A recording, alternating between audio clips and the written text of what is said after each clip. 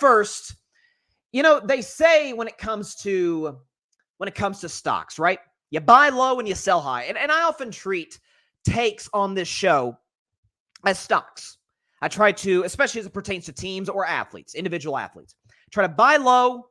Maybe this particular player, this particular team, not a lot of people are paying attention to, but I'm like, just wait, they're about to break through. And you want to sell them high when everybody's high on them. Now, I'm really good at buying low. I'm terrible at selling high. I often sell teams when they're at their lowest peak. See my Denver Broncos 2022 Super Bowl pick. I abandoned that after 5 weeks, and I sold about as low. I sold the stock for about as low as it could have been bought for. Okay, so that was a disaster.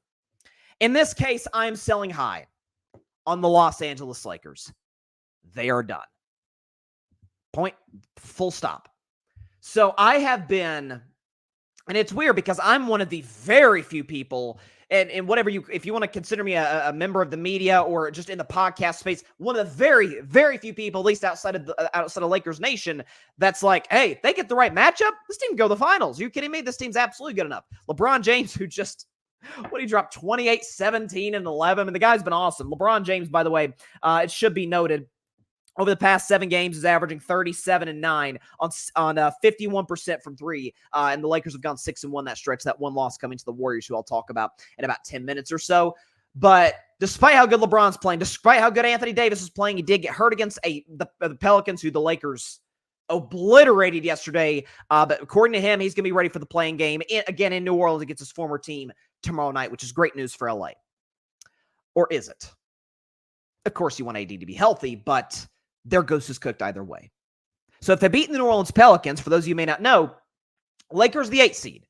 And the way the play-in tournament works, the top 6 seeds in either conference, they're automatically in. Their playoff teams. 7 versus 8 play. The winner of that game is the 7 seed. The loser of that game plays the winner of the 9 versus 10 seed game. Obviously, the loser of 9-10 seed is done. The loser of 7-8, winner of 9-10, they play each other on Friday. Winner gets the 8 seed in the playoffs, and you have your playoff format, and you tip off on Saturday. So if the Lakers beat the Pelicans, they get the Denver Nuggets, who they have not beaten in a year and a half. They've lost 8 straight games to the Denver Nuggets. I'm here, Bryson, the games have been close. Funny, I don't hear that same argument when I hear that the Golden State Warriors Los Angeles Lakers series that I've been lectured. The Lakers just stopped Golden State. No, they didn't. Lakers blew out Golden State twice. That was games 3 and 6. Warriors blew out the Lakers twice. That was games 2 and 5. Games 1 and 4 were nip and tuck. Game 1 was tied with a minute and a half left. Game 4 was a 1-point game with about a half minute left. So that could have went either way. Both games could have went to Golden State. Would have been a different series. Don't hear that same logic for that series, but all of a sudden the Lakers, who, again, yes, the games were close a year ago, still got swept. Anthony Davis still got bullied by Jokic. LeBron James, as great as he is, he's got to face Gordon. He's got to face Michael Porter Jr. Jokic, they can throw a lot of bodies at you. Michael Malone did a good job making certain adjustments in that series against the Lakers to kind of neutralize guys like Reeves. D'Angelo Russell had an awful series, kind of attacking him defensively to the point where you have Darvin Ham having to go to guys like Dennis Schroeder, who, by the way, isn't a Laker anymore.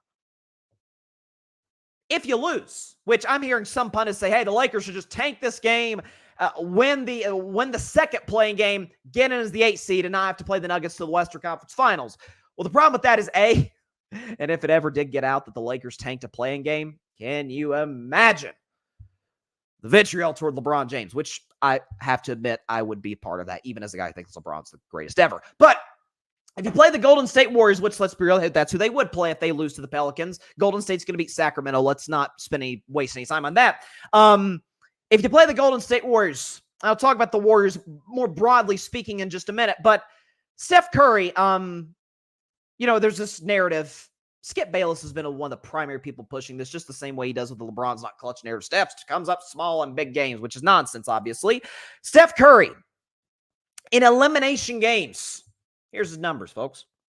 Averages 29, 7, and 6 with a steal and a half per game. And he's 9 and 5. And some of those, I can remember some of those elimination games. You talk about the game 7 against OKC when he dropped 36 points, including a dagger 3 at the end. I can remember a near 30-plus point triple-double in game 7 against the Rockets in the 18 Western Conference Finals to dispatch of them. I can remember a game against the Toronto Raptors where he dropped 31, hit the tying shot in a game that the Warriors won by a point. I can remember, there was that game where he dropped 50 against the Sacramento Kings. That's who you run into. And for the record, it should be noted, Golden State has beaten the Lakers 3 out of 4 times this season and has played better than the Lakers as of late. Only lost to LA. Lakers won by, again, literally a single point. So either you take on the champs from last year or you take on the champs from 2 years ago. And that's who, if again, win or lose this game against the Pelicans, who minimum one of your next 4 games is going to come against. The Warriors will beat you just out of quickness and agility and shooting and a significant advantage of head coach. Even Lakers fans would agree with me on that. Steve Kerr's miles beyond most coaches, especially Darvin Ham. Or you got to play Denver, who outplayed you last year, who Jokic abused, one of the best defensive players of this generation, Anthony Davis. And LeBron James, for as great as he is, he had a 40-point game against the Nuggets. Didn't matter. Anthony Davis, I think, had a 40-point game in that series. Didn't matter. They can expose D'Angelo Russell. Austin Reeves can be neutralized given their length in terms of their guard defenders. And that series will be over in 5, maximum 6 games. So pick which way you want to lose. Do you want to lose this week and have your season in this week, or a week and a half, 2 weeks from now? Because that's the reality the Lakers are in.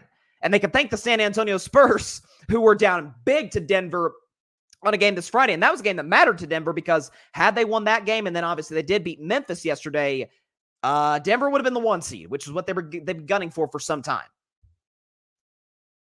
If not for that comeback, the Lakers would be the 8th seed, and if they win, they get to avoid Denver to the Western Conference Finals. In that case, I'm all in on the Lakers. The problem is they would either have to take on the 2023 champs, the best of 7 series in which the last time they played, they got swept, or the 2022 champions, who they've lost 3 of 4 against this season, who were in a dogfight series last year with, and again, a Warriors team that had Jordan Poole on it. It's not going to happen this year. And I thought it could. Honest to God, I was one of the very few people. Lakers are playing bad. Oh, they're fraught. I'm like, no, they're contenders. You got healthy LeBron, healthy AD, you're contenders. That's not to say a game against Golden State isn't going to come down to the last 30 seconds. A series with Denver isn't going to be close, if you want to call it a quote-unquote close sweep. Knock yourself out. You know, the Brooklyn Nets had a close sweep against the Boston Celtics. How'd that turn out for them? Still lost. So, again, I've been one of the very few people on the Lakers train, but we know styles dictate fights. Like, I don't believe in Phoenix at all. Haven't since the day they made the Bradley Beal trade. I have not believed in the Suns. I think they're going to beat the Minnesota Timberwolves. Point blank. I think they match up better. I think they play better against Minnesota as of late. We saw what they did to the Timberwolves yesterday, and we know what Rudy Gobert is in a 7-game series.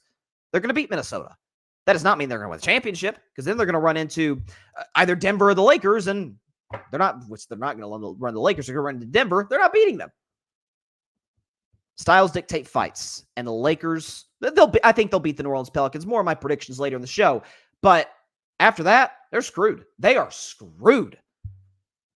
Beat Steph Curry in a do-or-die game. Not many have done that. LeBron was one of them, but that was 8 years ago. Or knock off the defending champions who you didn't get a single game off of last year and haven't gotten a single game off of this year. Styles dictate fights, and for the Lakers, they're simply outmatched. Thanks so much for watching the show on YouTube, and be sure to go click that big red subscribe button and check out the other clips and full shows from Carving It Up Live, as well as our other incredible content creators here on the Grid Network.